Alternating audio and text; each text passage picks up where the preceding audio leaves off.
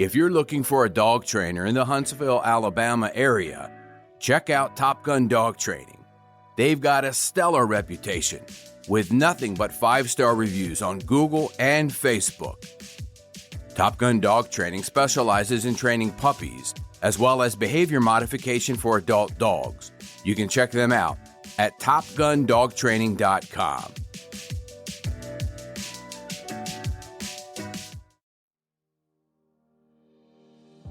I'm Dale Buchanan, and this is Puppy Talk, the podcast that offers free advice and tips for raising a happy, healthy, and obedient puppy.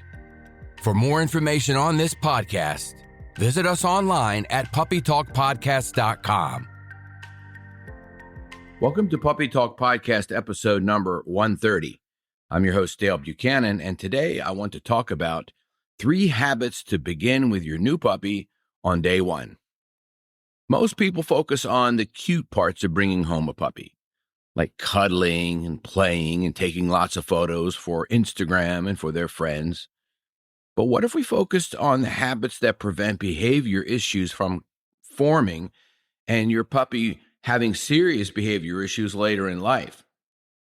Here are some of the habits to begin day 1 with your new puppy. This episode is taken from an Instagram post from somebody that I follow, Canyon Creek Aussies. A link to their Instagram page is in the show notes. Let's get started.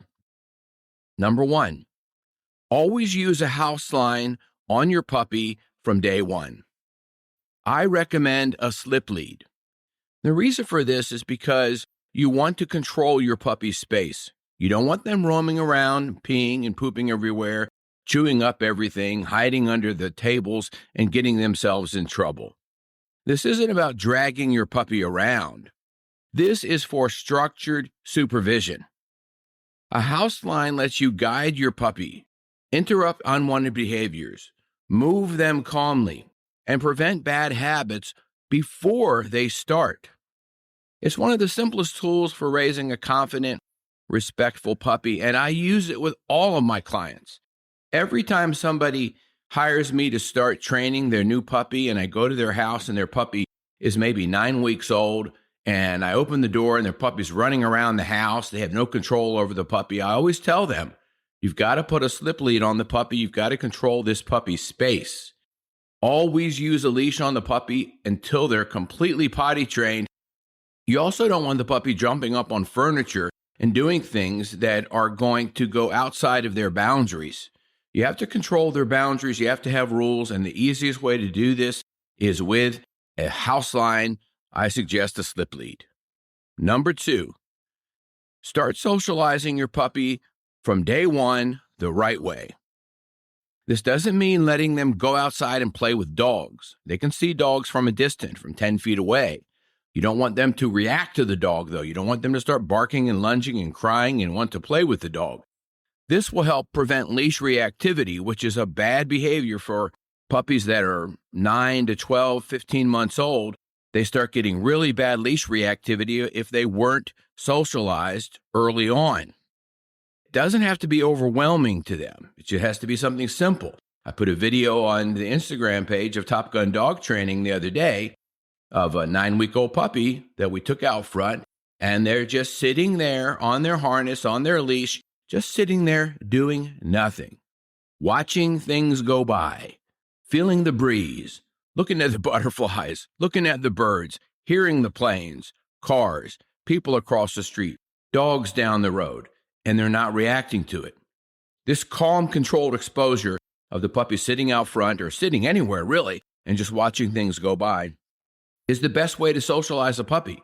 When I bring a puppy to Home Depot or Lowe's to start their socialization in public, I always have them go right to the entrance and sit and watch or lay down and do nothing and just watch the pallet jacks, watch the forklifts, watch the shopping carts and the flatbeds, watch people come in and out, and don't react to them. Don't want attention from them. Try not to jump on them. They just watch and hang out, and that's great socialization. Start that early.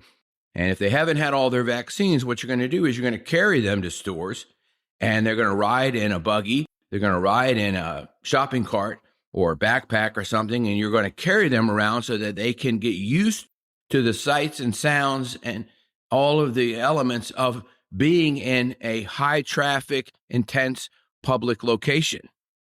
Under-socialized puppies are always the one with problems later in life. They've got fear, anxiety, stress, leash reactivity.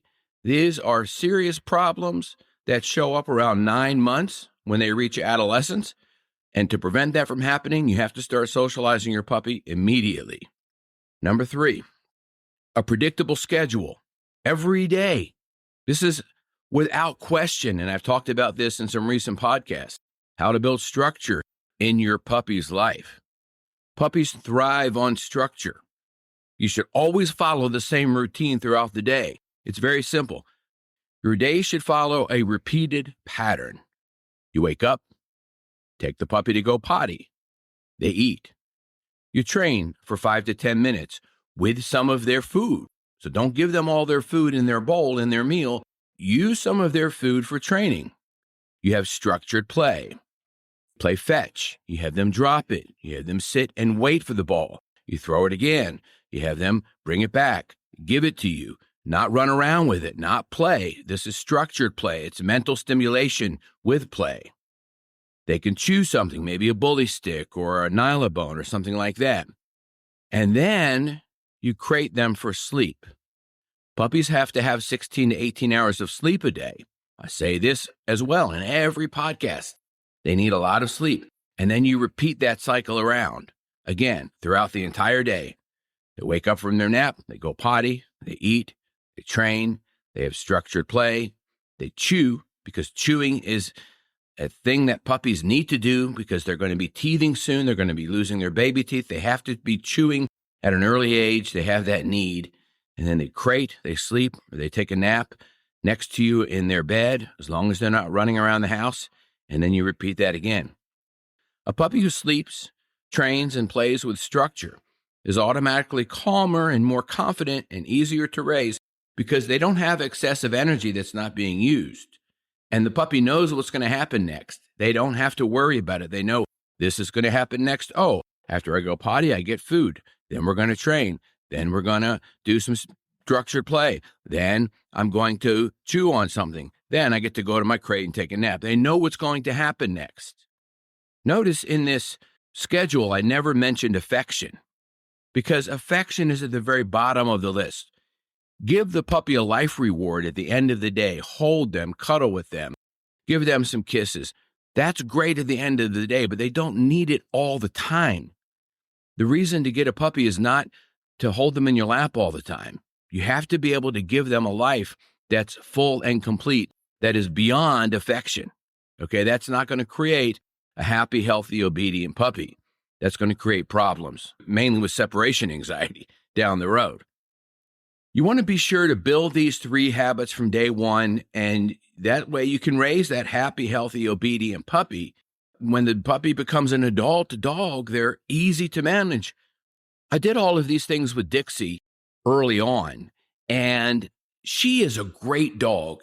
She went to the vet today to get her checkup. She's got heart disease. She's almost 6 years old, and the vet always says how calm, how good she is, how well-behaved she is, how easy she is to get along with, and how gentle she takes the treats, and how she doesn't jump on people. She doesn't beg for anything. She's just always a good girl in the vet. She's always easy to be around. She's very calm and comfortable, and everybody loves her, and she loves everybody. This is the type of dog that everybody wants to raise. You don't want to raise a dog that has problems. And let's review these again. Use a house line. Use a slip lead in the house for your puppy until they're probably 4 months old. Daily socialization from the very beginning. And a predictable schedule, a structured schedule from day one. This will help you raise the puppy that you dream about. I hope this information was helpful to you.